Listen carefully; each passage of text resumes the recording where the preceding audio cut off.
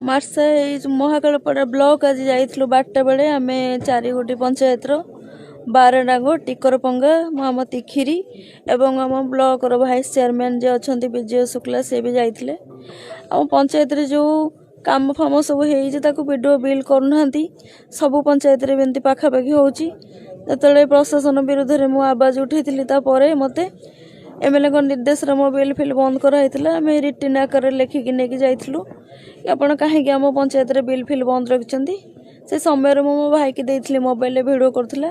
ହଠାତ୍ କିଛି ବିଜେପିର କର୍ମୀମାନେ ଆସିଥିଲେ ବିଧାୟକଙ୍କ ଯେଉଁ ଲୋକ ପ୍ରଶାନ୍ତ ସେଠୀ ଆଉ ରୋହିତ ଅନ୍ୟମାନଙ୍କୁ ମୁଁ ନାଁ ଜାଣିନି କିନ୍ତୁ ଦେଖିଲେ ଚିହ୍ନି ପାରିବି। ମୋତେ ବହୁତ ଖରାପ ଭାଷାରେ ଗାଳି ଗୁଲଜ କରିଥିଲେ କି ତୁ ବେଶିଆ କାମ କରୁଛୁ ତମ ଉଠେଇ ନେଇକି ରେପ୍ କରିଦେବୁ ଛବିରାଣୀ ଭଳିଆ ଆଉ ମାରିଦେବୁ ତମେ ଗଭର୍ଣ୍ଣମେଣ୍ଟ ଏଗେନଷ୍ଟରେ ଯାଉଛ କାହିଁ ଏଠି ଭିଡ଼ିଓ ବନଉଛ। ତାଙ୍କ ସହିତ ବହୁତ ଯୁକ୍ତିତର୍କ ହେଇଥିଲା। ଆଉ କିଛି ନ ପାଇକି ମୋବାଇଲରେ ଫେସବୁକରେ ଲାଇଭ୍ ଭିଡ଼ିଓ କରିଥିଲି। ସେଠି ମହାକାଳପଡ଼ାର 2-3 ଜଣ ଷ୍ଟାଫ୍ ଆସି ପହଞ୍ଚି ମୋତେ ମୋ ମୋବାଇଲ ମାଗିଲେ। ମୁଁ ତାଙ୍କୁ ପଚାରିଲି ମୁଁ ମୋବାଇଲ ଆପଣଙ୍କୁ କାହିଁକି ଦେବି। ମୋତେ ବାରମ୍ବାର କହିଲା ପରେ ତା ଉତ୍ତର ବି ନଥିଲା ତାଙ୍କ ପାଖରେ। ତାଙ୍କ ସାମ୍ନାରେ ବି ମୋତେ ବହୁତ ଖରାପ କରି ଧମକ ଦେଇଛନ୍ତି ଆଉ ବହୁତ ଅଶ୍ଳୀଳ ଭାଷାରେ ଗାଳି ଗୁଲଜ କରିଛନ୍ତି। ମୋ ମୋବାଇଲ ବି ଛଡ଼େଇ ନେଇଯାଇଛନ୍ତି। ତାପରେ ଆଇଏଏସ୍ ଆସିଲେ। ଆଇଏଏସ୍ ଆସିଲା ପରେ ମୋ ଭାଇକି ନେଇଗଲେ ଗୋଟେ ଗାଡ଼ିରେ। ତାପରେ ମୋତେ ଯେତେବେଳେ ନେଇଗଲେ ମୋ ମୋବାଇଲକି 3 ଜଣ ଲେଡ଼ି କନଷ୍ଟେବଳ ଛଡ଼େଇଲେ। ଯେତେବେଳେ ମୁଁ ମୋବାଇଲଟାକୁ ଛଡ଼ା ପଡ଼ା ମୋ ସହିତ କରିଛନ୍ତି ମୁଁ ମୋବାଇଲ ନ ଦେଇଛି ମୋ ଛାତିରେ ବିଧା ମାରିଛନ୍ତି, ମୋ ପିଠିରେ ବିଧା ମାରିଛନ୍ତି, ମୋ ହାତ ଫାତ ଚୁଟି ଫୁଟି ଟାଣି ମୋତେ ମାରିଛନ୍ତି। ମହାକାଳପଡ଼ା ବ୍ଲକ କତରୁ ମହାକାଳପଡ଼ା ଥାନା ପର୍ଯ୍ୟନ୍ତ ଯେତିକି ବାଟ ମୋତେ ବହୁତ ଟର୍ଚର କରିଛନ୍ତି। ସେଠି ଗଲା ପରେ ଆଇଆଇସି ମୋତେ ବହୁତ ଖରାପ କରି ମୋ କ୍ୟାରେକ୍ଟରକୁ ନେଇକି ଖରାପ ଭାଷା କହିଲେ।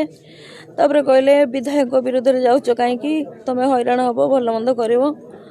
ତାପରେ ମୋତେ ଘର ଲୋକଙ୍କ ସହିତ କଥା ବି କରିଦେଲେନି। ମୋ ମୋବାଇଲ ଫୋବାଇଲ ଛଡ଼େଇ ନେଇଗଲେ। ମୋ ପାଖକୁ ଯିଏ ଆସୁଥିଲେ ଦେଖା କରିବାକୁ ତାଙ୍କୁ ବି ଦେଖା କରିଦେଲେନି।